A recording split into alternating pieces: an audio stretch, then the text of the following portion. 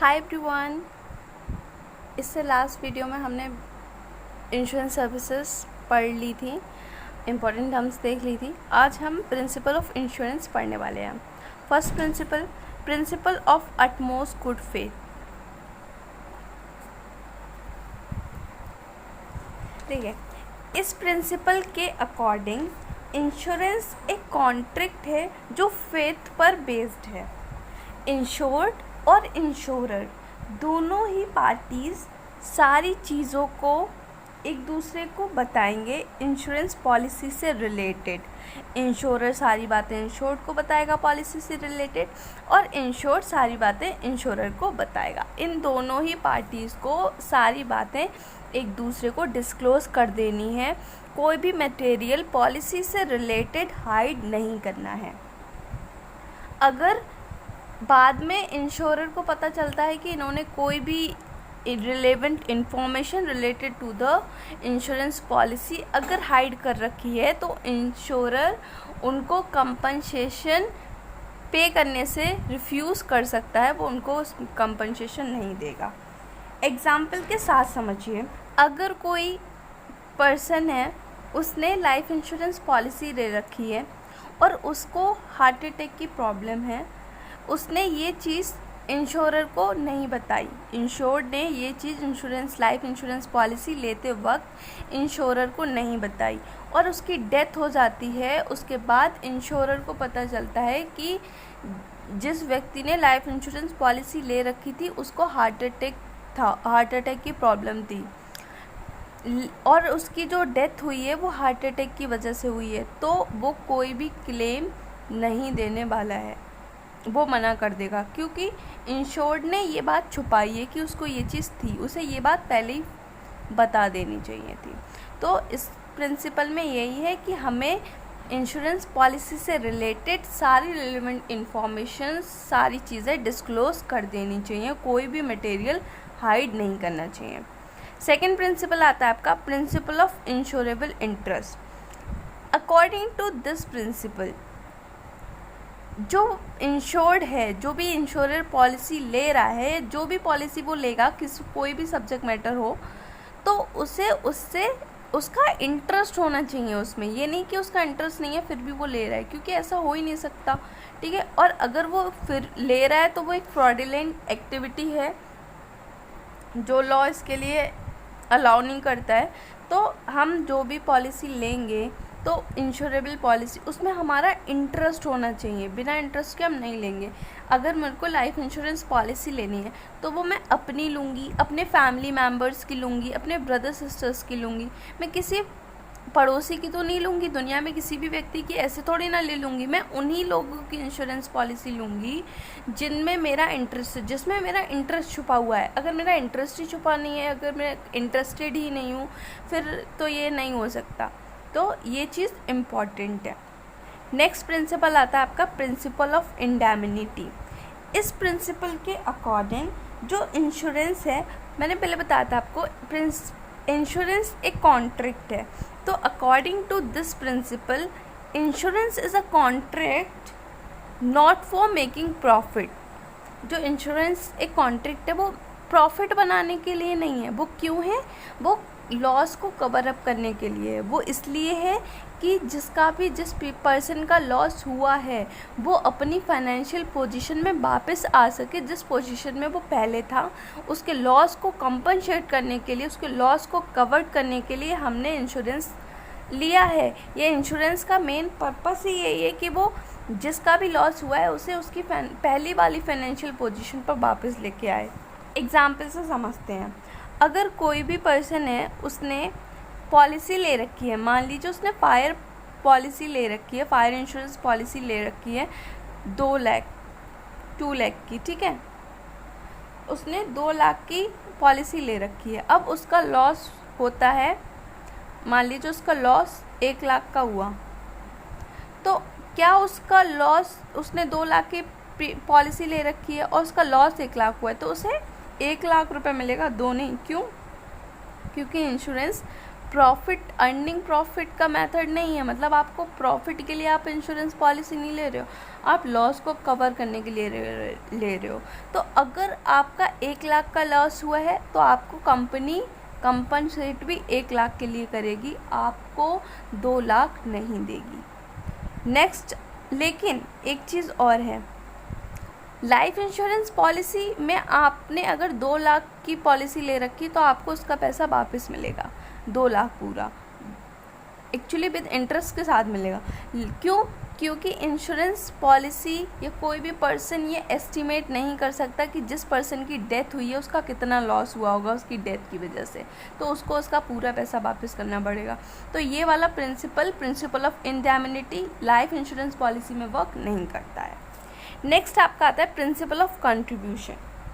इस प्रिंसिपल के अकॉर्डिंग ये कहा गया है कि आप एक इंश्योरेंस पॉलिसी, कोई सी भी एक इंश्योरेंस पॉलिसी, ऐसा नहीं है कि आप फायर इंश्योरेंस पॉलिसी ले रहे हैं तो आप एक ही पॉलिसी ले सकते हैं, ठीक है। ये ज़रूरी नहीं है कि आप एक ही पॉलिसी लो, आप एक ही पॉलिसी कई और इंश्योरर से ले सकते हैं।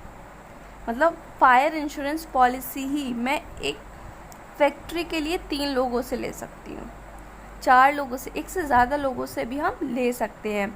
अगर लॉस होता है तो वो उसको लॉस को भी कंट्रीब्यूट करेंगे, जितने की पॉलिसी होगी उस हिसाब से ही कंट्रीब्यूट वो करेंगे। एग्जाम्पल से समझ लीजिए, मैंने फायर इंश्योरेंस पॉलिसी ली,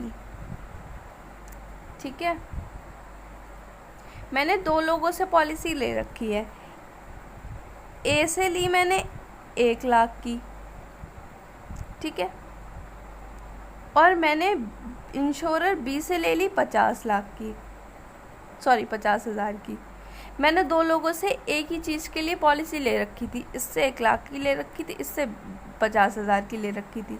मान लीजिए मेरा जो लॉस हुआ वो 75,000 का हो गया, 75,000 का लॉस हुआ, तो मुझे कैसे कंपनसेट करेंगे ये दोनों? तो ये दोनों क्या करेंगे, अपने रेशियो के अकॉर्डिंग कंट्रीब्यूट करेंगे। इन दोनों का जो रेशियो है तो ये 2:1 है, तो 2:1 में ये कंट्रीब्यूट करेंगे, ठीक है। तो 75,000 का अगर आपका लॉस हुआ है तो ऐसे करना पड़ेगा इनको, जैसे ये 2 ए का है और ये बी का है, ठीक है। तो जो ये देगा इस हिसाब से वो देगा, ठीक है। तो इसका ये आपको 50,000 का देगा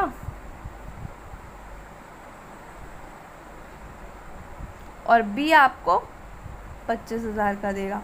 तो जो लॉस कंट्रीब्यूट आपका जितना भी लॉस हुआ है वो ए और बी किस रेशियो में कंट्रीब्यूट करने वाले हैं, 2:1 में।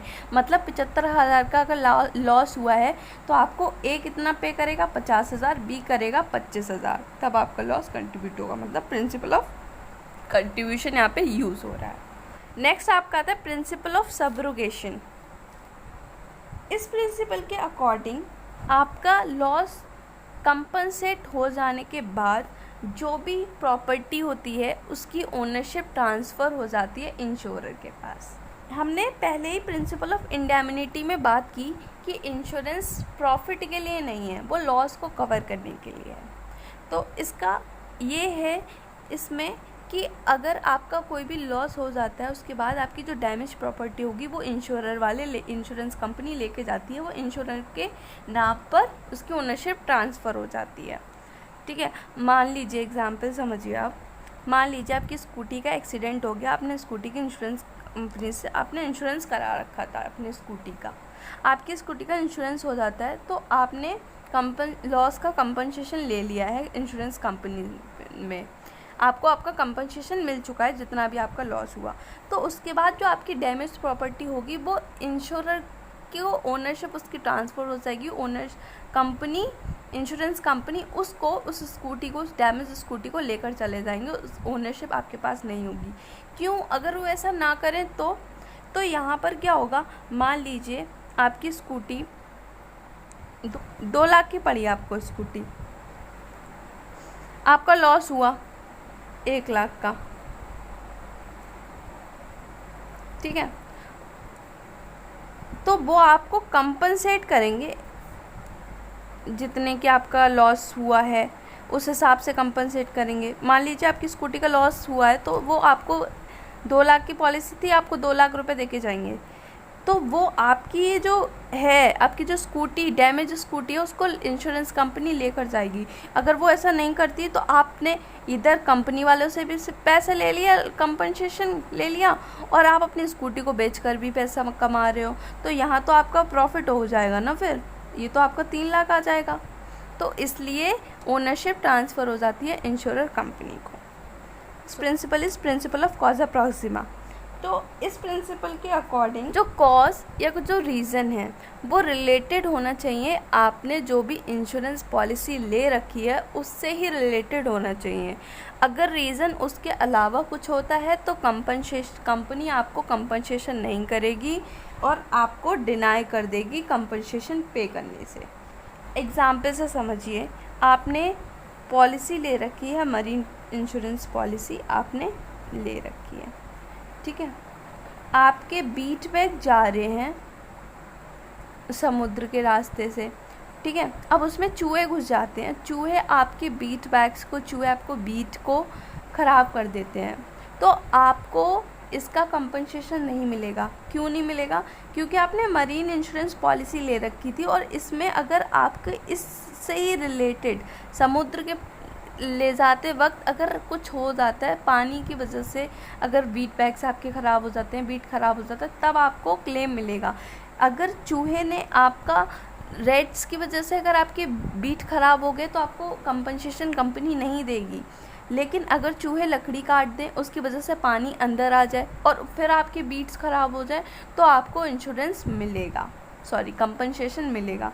तो जो कॉज है, जो रीज़न है आपका लॉस का, वो आपने जो भी इंश्योरेंस पॉलिसी ले रखी है उससे रिलेटेड होना चाहिए। अगर उससे रिलेटेड नहीं होगा तो आपको कंपनसेशन नहीं मिलेगा। नेक्स्ट आता है principle of mitigation of loss. इस प्रिंसिपल में क्या होता है, आपने अपनी प्रॉपर्टी जिसका भी इंश्योरेंस कराया है उसकी केयर ऐसे करनी है जैसे आप पहले कर रहे थे इंश्योरेंस लेने से पहले। आपने ये नहीं कि आपने इंश्योरेंस करा लिया और अब आप केयरलेस हो गए, फ्री हो गए कि अब तो मैंने इंश्योरेंस करा लिया, अब तो मुझे लॉस तो मेरा कवर हो ही जाएगा, अब तो मेरे को कोई प्रॉब्लम नहीं है। नहीं, ऐसा नहीं कर सकते आप। अगर आपने इंश्योरेंस पॉलिसी ले भी रखी है फिर भी आपको अपनी प्रॉपर्टी का ऐसा ध्यान रखना है जैसे आप इंश्योरेंस पॉलिसी लेने से पहले कर रहे थे। एग्जाम्पल से समझिए, आपने अपने घर के लिए फायर इंश्योरेंस पॉलिसी ली, ठीक है। तो अगर आपके घर में बाई चांस आग लग जाती है तो आपको वो सारी चीज़ें करनी है जो आप एक आग बुझाने के लिए जो आपको करना चाहिए। आपको अपना पूरी कोशिश करनी है कि आपका घर बच जाए, आपका लॉस कम से कम हो। ये नहीं कि अगर आपने इंश्योरेंस पॉलिसी, आपको पता है आपका घर जल रहा है और आप जलने दे रहे हो क्योंकि आपको पता है आपका लॉस कवर हो जाएगा, आपने इंश्योरेंस पॉलिसी करा रखी है। ऐसा नहीं है। आपको अपनी जो ड्यूटीज़ हैं वो आपको फुलफ़िल करनी है। इंश्योरेंस पॉलिसी लेने के बाद भी आपको अपनी प्रॉपर्टी की केयर करनी है। ये 7 प्रिंसिपल्स थे इंश्योरेंस के जो ये ख़त्म हो चुके हैं। तो होप सो आपको पसंद आ गए। अगर आपको वीडियो पसंद आई तो वीडियो को लाइक कीजिए, मेरे चैनल को सब्सक्राइब कीजिए। Bye bye.